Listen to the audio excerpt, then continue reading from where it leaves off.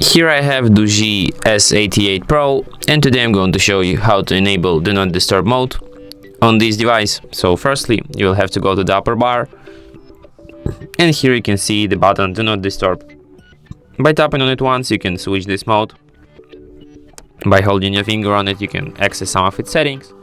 For example, you can add exceptions for this mode, for example for calls, from anyone, from contacts only, from stared contacts, or from nobody.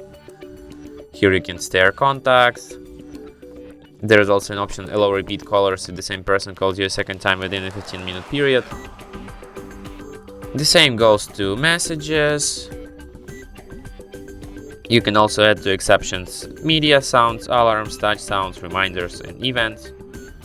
You can restrict notifications, you can restrict only sound notifications, you can restrict and sound and visual notifications, and here you can customize all of these restrictions for yourself.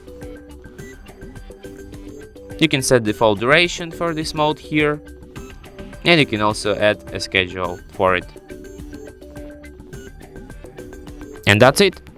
Thanks for watching. If you find this tutorial useful, don't forget to hit that like button and subscribe to our channel.